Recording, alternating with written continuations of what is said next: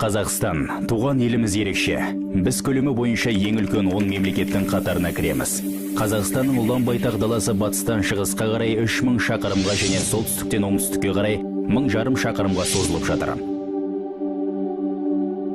Осындай көлеміне байланысты табиғаты да әртүрлі. Отанымыздың өңірлері климатымен және ландшафтысымен, сондай-ақ жануарлар әлемімен ерекшеленеді. Елімізде бетпақ даланың бірнеше түрі бар. Салқындығы мен тартымды саялы орманды даладан бастап, қапырақта қуаң жерлерге дейін.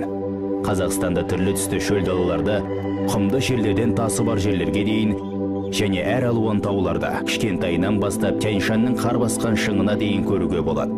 Қаласаңыз, Каспий теңізінде балық аулайсың, немесе мұзды таулы өзенде суға түсесің. Тіпті аймақтардағы ауа температурасы да өзгеше. Шөлді далада жазда +50-ден бастап, шығыста қыста -50-ге дейін болады. Кәне, бәріміз бірге отанымыздың ең әдемі жерлеріне саяхат жасайық. Біз жақсылап қарау үшін Қазақстандағы ең биік тауға Хан Тәңірі шыңына шығамыз.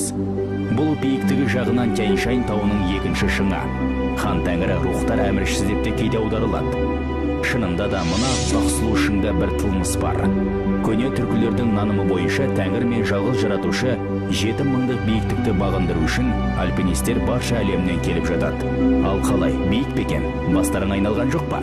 Бәленбай шақырымға төменге түсейік, Қызылқұм даласына тап боламыз. Оның көлемі 300 000 шаршы шақырымға ғана. Бұл шөл дала Европадағы ірі мемлекеттердің бірі Италиямен тең. Бұл жерден кішкентай қосаяқтарда жайран бөкендерін, сұлу дуадақтарды көруге болады. Эфа мен Гюрза сынды улы жыландар да мекен етеді. Ыстық шөл даладан кейін міндетті түрде салқынданып суық теңізге шомылуымыз керек. Ал міне Қазақстанда теңіз өте көп. Олардың жалпы көлемі Нидерланды корольдігінен де асып түседі. Теңіздері әртүрлі. Құрғап қалған Арал теңізінің бойында үлкен айбарлылық кезеңі сақталған.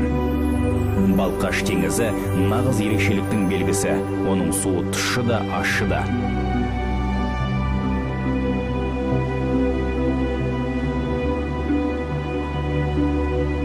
Бурабай көлі көз алдымызға Швейцарияны елестетеді, ал көк көлге қатысты аңыз әңгімелер көп тараған. Көк көл танымал Лох-Несс өзені сияқты. Мезгіл-мезгіл су айдынында құйғыштар пайда болады. Олар үлкен жыланның жүрісінің белгісі іспетті.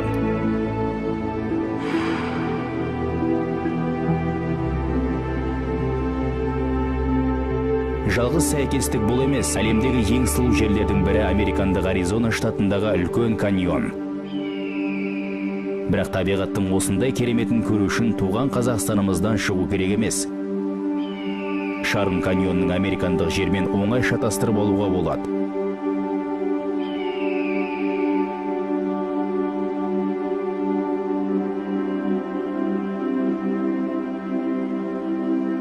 Түрлі түсті айбынды каньон 200 шақырым жерге созылып жатыр. Оның әр жері бір-біріне ұқсамаған, табиғат оны ерекше қиялмен жаратқан.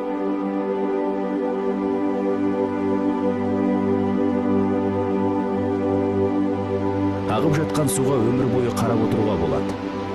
Біздің елімізде орталық Азиядағы ең үлкен сарқырама орналасқан Бұрхан бұлақ. Бұл табиғат ғажабының биіктігі 168 метр, яғни 50 қабатты үйден де биік.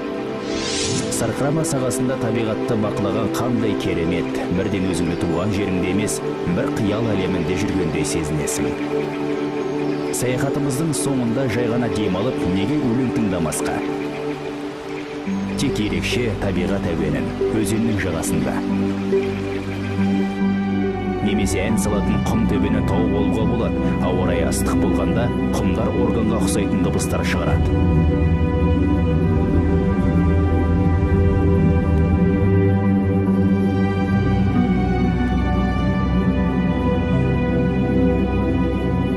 Бұл дыбыс бірнеше шақырым жерден естіледі.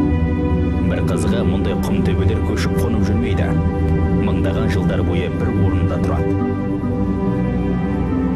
Қазақстанның табиғаты керемет. Онымен монитор арқылы таныспай, жол дорбаны иық қасып, саяхатқа шыққан жөн.